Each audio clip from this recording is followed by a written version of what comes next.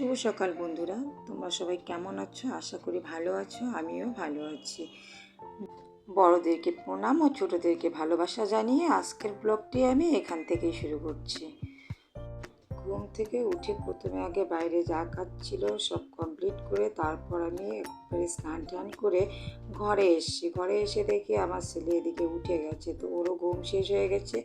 আর যা গরম পড়েছে, গরমের জন্য আজকে আর আমি স্কুলে বাচ্চাকে নিয়ে যাব না। তো আজকে সব বাড়ির কাজে করব। তো দেখো ঘরটা আমার এত নোংরা হয়ে গেছে, কিছুদিন থেকে সময়ও পাই না পরিষ্কার করার। ওই জন্য ঘরটাকে আজকে আমি একটু পরিষ্কার করব, নোংরাগুলো সব কিছু যা সবগুলো পরিষ্কার করব। এদিকে দেখি প্রচুর প্রচুর ধুলোবালিতে ভর্তি হয়ে গেছে। জানোই তো সময় না পেলে যা হয়। আর ঘর যদি কয়েকদিন পরিষ্কার করা না যায়, ঘরের যা অবস্থা হয় তা বলার মতো না। তার মধ্যে আমার একটা বাচ্চা থাকে ঘরে। ও তো জিনিস সবসময়ের জন্য এলোমেলো করতেই থাকে। ও তো ভালোভাবে রাখতে দেয় না ঘরে। যে কোনো জিনিস ও এলোমেলো করবে, ওটা ওর অভ্যাস। বা যে কোনো জিনিস ফেলবে, এখানে ছুঁড়বে। ঘর পরিষ্কার করতে করতে দেখো সাইডে একটা মেশিনও আছে আমার, এটা আমার ঘরেই থাকে। তো এই মেশিনটাকে আমি খুব ভালোবাসি, কারণ এই মেশিনটা যদি কিছু হয় আমার খুব কষ্ট লাগে। এটাতে আমার অনেক কিছু স্মৃতি জড়িয়ে আছে, যে স্মৃতিগুলো বলে বোঝাতে পারবো না। এটা হচ্ছে আমার বাবার হাতের মেশিন। এই মেশিনে আমার বাবা সেলাই করতো। তো আমার বাবা কিন্তু একজন টেলার মাস্টার ছিল। যখন বাড়ি আসতো টুকটাক কাজ যা থাকতো আমাদের করে দিত। আর দেখো এই মেশিনটা আমার যখন বিয়ে হয়, বিয়ের কিছুদিন পরেই আমাকে এটা দিয়েছিল। কারণ দেখো বিয়ের পর আমাদের তো আগে থেকে এতটা শাড়ি থাকে না, বিয়ের পর যা শাড়িতে থাকে সবগুলো সেলাই করতে হয়। আসলা, তারপর মনে করো নাইটি সাইড ফাইডগুলো টুকটাক যা সেলাই করতে হয় তা নিয়ে আমাকে বাজারে যেতে হতো। তো এই জন্য আমার বাবা আমাকে এটা দিয়েছিল, যাতে আমাকে বাজারে যেতে না হয়। বাড়িতে এগুলো টুকটাক আমি সেলাই করতেই পারি। তো এগুলো সেলাই আমি এই জন্য নিজের হাতেই করি, এই জন্য এটাকে আমাকে দিয়েছিল। এই মেশিনটা আমাকে দেওয়ার 9 বছর হয়ে গেলো। কিন্তু দেখো তার আগের এটা পুরানো মেশিন ছিল। তারপরও দেখো কতটা চকচকে আছে মেশিনটা। কারণ সব কিছু জিনিসে পুরানো হলেও যদি আমরা ভালোভাবে সেটাকে যত্ন করতে পারি, তাহলে সে জিনিসটা সবসময়ের জন্য আমাদের কাছে নতুন হয়েই থাকবে। পুরানো হলেই যে সে জিনিসটাকে আমাদের ফেলে দিতে হবে সেটা না। অনেক সময় কি হয়, আমরা অনেকটা জিনিস পুরানো হয়ে গেলে সেটাকে আমরা ফেলে দিই, আর ওটাকে পরিষ্কার বা পরিচ্ছন্ন করার চেষ্টাও করি না। কিন্তু দেখো অনেক সময় এমন কিছু জিনিস থাকে পুরানো হলেও সেটাকে ফেলে দিতে চাইলেও ফেলে দেওয়া যায় না, সেটাকে পরিষ্কার পরিচ্ছন্ন করে রেখে দিতে হয়। স্মৃতিই থাকে, স্মৃতি কখনো আর ফিরে আসে না। এই জন্য আমার যে বাবুর আমার স্মৃতি, মানে আমার বাবার যে স্মৃতিটা আছে, এটাকে আমি কখনোই ভুলতে চাই না। আর এটাকে আমার ছেলেকেও বেশিরভাগ হাতাতে দেই না, কারণ ও যেহেতু হাতাতে গিয়ে কোনোরকমভাবে ভেঙে পেলে তো আমার মানে এতটাই কষ্ট লাগবে, আমি সেটা বলে বোঝাতে পারবো না। ওই জন্য আমার ছেলেও এটার উপরে খেলাধুলা কিছু করে না, জানে যে এটা মার প্রিয় জিনিস একটা।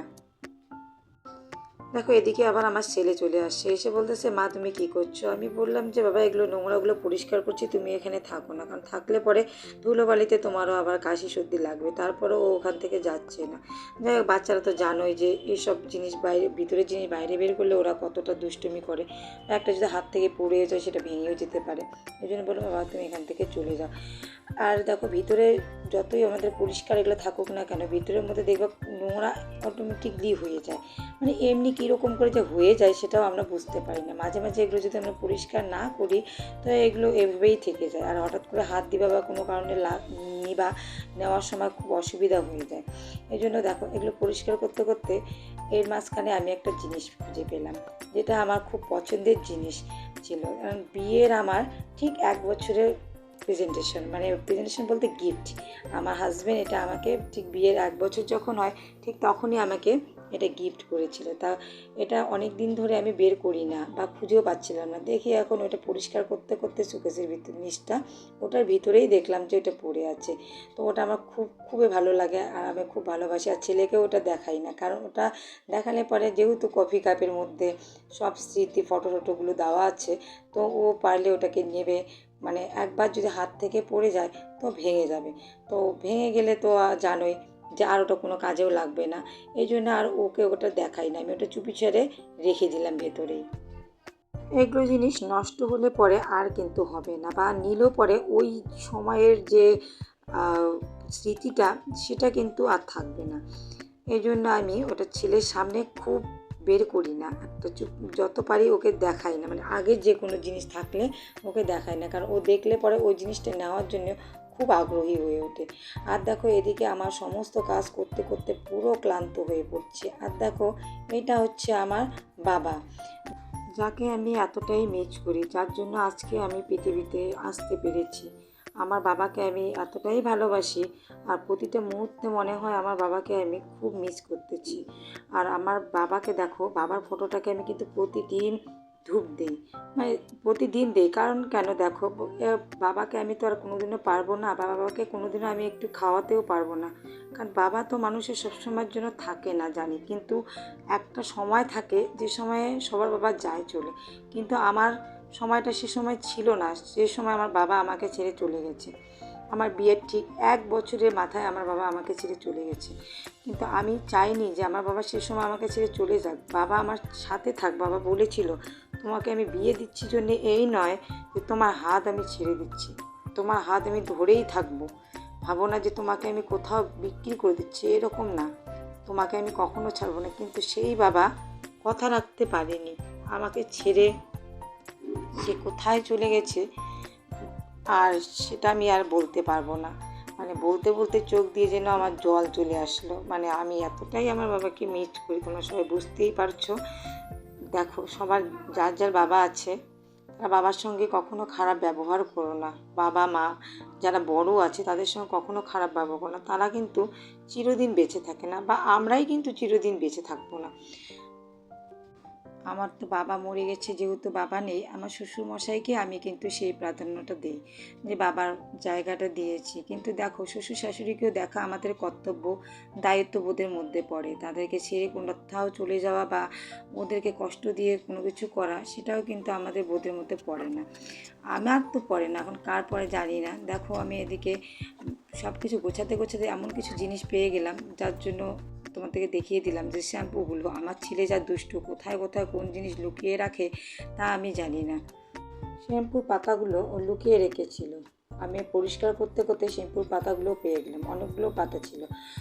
আমার ছেলে এরকমই কাজ করে, শ্যাম্পু ট্যাম্পু দিয়ে খেলে খেলে কোথায় যে ও রেখে দেয় তা পরবর্তীতে খুঁজে পাই না। ওকে যদি জিজ্ঞাসা করে বলতেও পারে না যে কোথায় রেখে দেয়।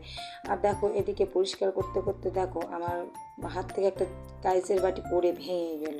তো কী করা যাবে, যেহেতু ওগুলো কাইসের বাটি, কাইসে তো পড়লে ভাঙবেই, তো কিছু করার থাকে না, আর কিছু করার নেই ওটা। তো সম্পূর্ণ জিনিস আমি গুছিয়ে নিচ্ছি। আবার এদিকে দেখো আমার ছেলেকে যেহেতু খাওয়াতে হবে, ও যে কী করছে বাইরে অতটা মানে বেরোতে পারছি না। আমি ভাবছি যে একবারে সম্পূর্ণটা কাজ কমপ্লিট করে তারপর বাইরে বেরোবো। প্রতিদিন ঘর পরিষ্কার করার সময় বা সুযোগ মেলেও না। প্রতিদিন এরকম করে যে হ্যাঁ পরিষ্কার তো আমরা করি, টুকটাক যতটুকু করা ততটুকু করা হয়, কিন্তু মানে একদম নোংরা আবর্জনা ঘরে যা জঙ্গল থাকে সব কিছু আবার বের করে আবার সেটাকে পরিষ্কার করে গুছিয়ে রাখার সময় কিন্তু প্রতিদিন মেলে না। মেয়েদের এক্সট্রা বা আলাদা কিছু কাজ থাকে, বাড়ির বউদের বিশেষ করে, তারা সবসময়ের জন্য এগুলো করতে পারে না। হ্যাঁ করতে হয়, না করলে তো হবে না, করতে হয়, কিন্তু সময় সুযোগ বুঝিয়ে আমাদের সব কিছু করতে হয়। সামনে দেখতে পাচ্ছ যে ডোরেমনের আর্টটা করেছে, আর্ট তো না, ওটা একটা কার্ডবোর্ড দিয়ে বানিয়েছে, ওটা কিন্তু আমার ছেলেই বানিয়েছে, আমি ওকে হেল্প করেছিলাম, ও বানিয়েছিল। তো আমার ছেলে তখন ছিল 5 বছর বয়স, তখনই ও বানিয়েছিল। দেখ সবসময়ের জন্য ওগুলো বানানো তো হয় না, আর ওটা ছিল ওর স্কুলের প্রজেক্টের কাজ, এই জন্য ওকে দিয়েই বানিয়েছিলাম, আমি একটু হেল্প করেছি। আমি কিন্তু তোমরা দেখতেই পেরেছো এই ঘর গোছানো কাজটা কিন্তু সকালে ঘুম থেকে উঠে স্নান করে এসেই শুরু করে দিয়েছি। তার মাঝখানে একটু আমি চা খেয়েছিলাম, আর কিন্তু কিছু খাইনি বা সময়ও পাইনি।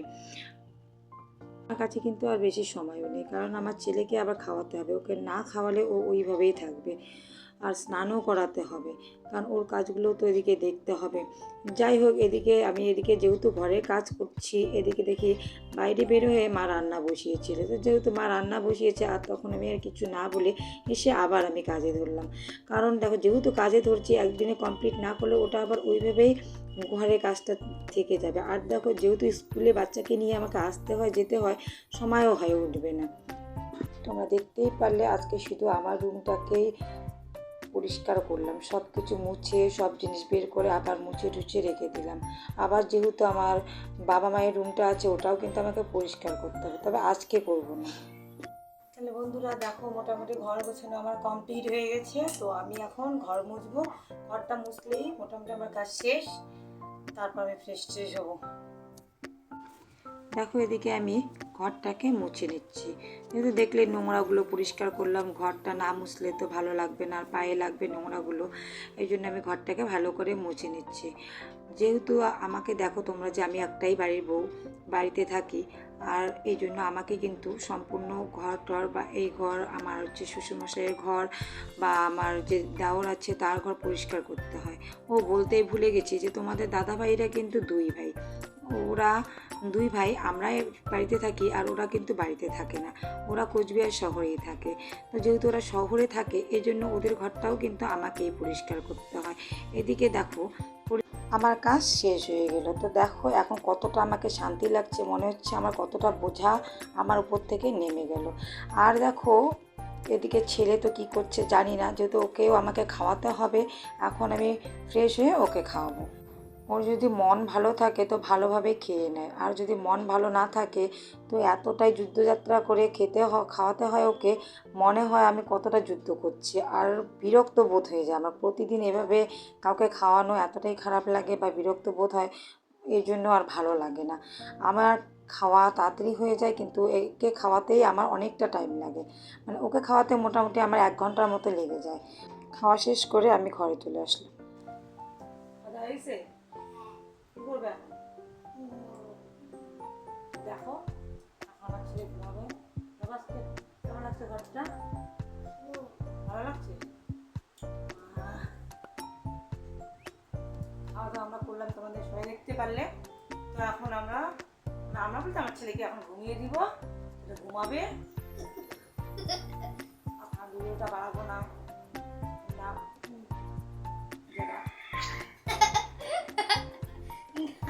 আসো প্লিজ চ্যানেলটিকে সাবস্ক্রাইব করে দিবে, আর যারা আমার ভিডিওটি দেখলে তারা লাইক করে দিবে, কমেন্ট করে দিবে।